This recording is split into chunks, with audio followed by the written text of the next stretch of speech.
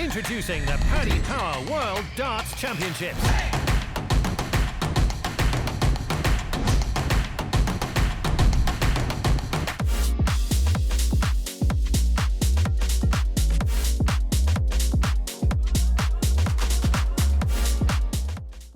Welcome back to Online Darts, everyone. We're here at the Paddy Power World Championship media day, and we've got Michael van Gerwen. Michael, World Championships on the horizon. Does it all feel a little bit real now? Yeah, of course. It gets closer and closer all the time now. So yeah, I'm looking forward to it. Do you still get that nice feeling, that glow when the World Championship comes around, or is it just the same? Of course it's the same, but of course it's the most important one of the year. You want to perform well there. The road to the Worlds is a lot longer, the preparation and everything, because it's the important tournament of the year. On that preparation, obviously, I know this is always a little bit raw. Obviously, last night, did that hurt? Of course, last night. Because the thing is, I wasn't overclassed or something. You know what I mean? I gave it away, and that's what hurts me. I felt a little bit the same like my game in the final of UK Open against Andrew Gilding, and I should put myself in the position, but it happened. So you have to take, you have to try to take out the best out of the games. What information can you get? How did I play? I think I played well the whole tournament, but and that's what you need to bring on to the next one. So was that the frustrating thing? Because we saw vintage Michael van Gerwen, especially against Stephen Bunting, when your back's up against the wall, you go 13-12 or 13-12, 11-12 to win it. So it's there in patches, but how do you stop yourself from almost switching off? Yeah, I don't know. The break at that moment didn't really help me. I think I was 9-6 up against Humphries. I think it should have been a minimum of 10-5 and maybe 11-4. But when you don't do it, he's there to grab it, and he's a guy who's in form. Everything is on his side. Everything goes his way at the moment, and you have to accept that. And you have to move on. Don't look back. There's no point. Of course, it hurts, but that's the way our darts go sometimes. Talking about your preparation from now in between Alexandra Palace, what does Michael van Gerwen do to get ready for this? I'm going to play a few exhibitions, a few in Germany, a few in England. Get ready, feel good, relax a little bit as well, get some downtime with the family, and then move on to the world. Looking forward to it. We saw during lockdown you've got a really nice practice room. Do you actually use it a lot at home or not? I totally changed it at the moment, to be fair. So yeah, I practice a lot more than I used to do because I feel more comfortable now practicing downstairs at home, relaxed. And when you do that, you get more energy out of it. We saw during those lockdown spells that you were having some fun with your little boy Michael. Yeah. Down there, has he picked up a set of plastic ones yet? Is he having a chat? Yeah, sometimes only when I'm downstairs. When I'm playing darts, he wants to play darts as well, but otherwise, nah, he's not on the dartboard. Did Zoe play at all or not? Is that not her thing? No, please, no. me being in this sport is enough. Couldn't be doing with those playing with you either. Yeah, let him do something else. Obviously, last year lost in the final, and I think it's a fair statement that you were the best player across the tournament, but Michael Smith played brilliantly that night. What can you take from that, the fact that you were so close to your fourth world title? You need to take they play some good darts over there. Of course, you always can lose games, and that's of course the unfortunate thing in darts. That's also part of the game, and then you need to try to get out most of it. The way how you play, the way how you treat your opponents, the way how.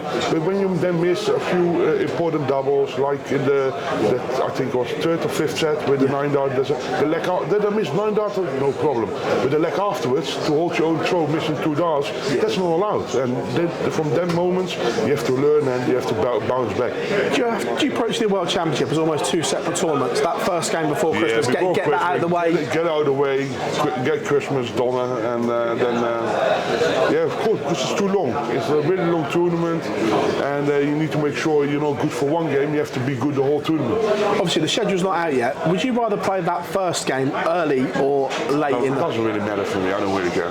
No, I didn't know if you'd prefer to go home for a longer period, or it doesn't really affect you either way. The only thing is, when I'm still home and the tournament is already on the route, it's really weird to still be in Holland. You know what I mean? Yeah, of course, yeah. So that's a weird thing, but for the rest, take it as it is.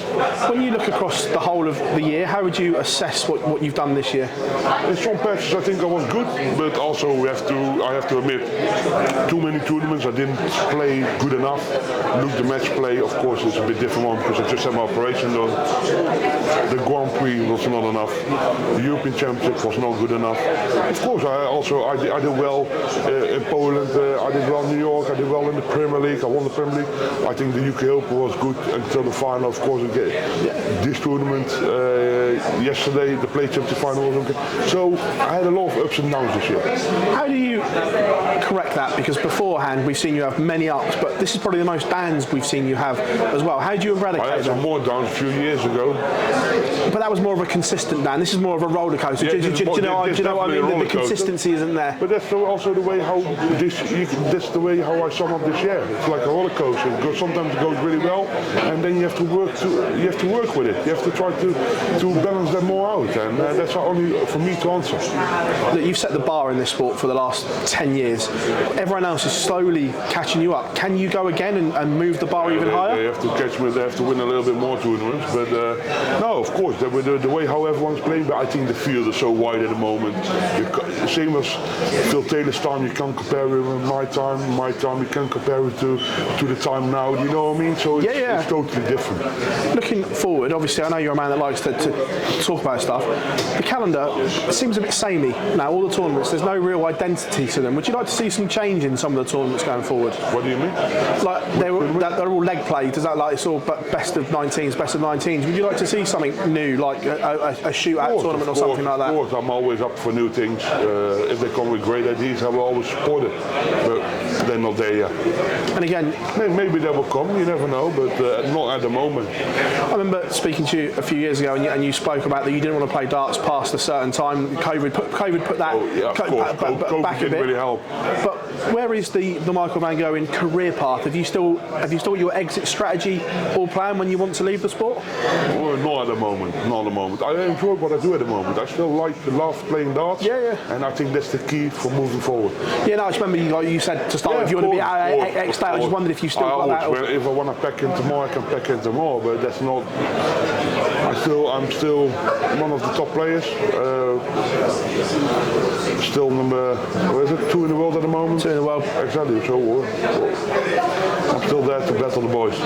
On that world number 2, obviously I know that you play it down, but what would it mean to go back to world number 1? Of course, that's one of my goals. Of course, I want to be world champion again. I want to be back to number 1.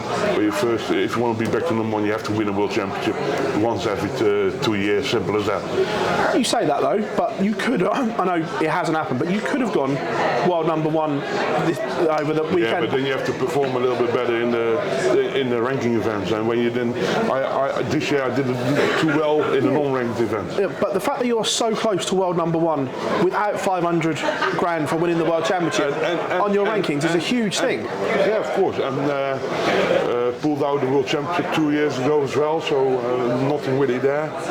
But that's the way how things is. I hope I can do a good world championship and get back to the spot where I belong.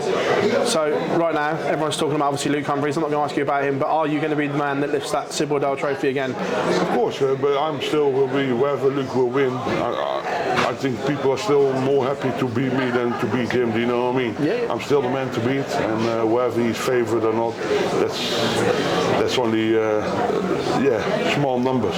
But I need to make sure I believe in my own ability. And I saw that the weekend as well because he didn't blow me away. I only let myself down, and I need to make sure I do exactly the same and give all the power I've got in the World Championship. Michael, thanks for your time as always. Introducing the Paddy Power World Darts Championships.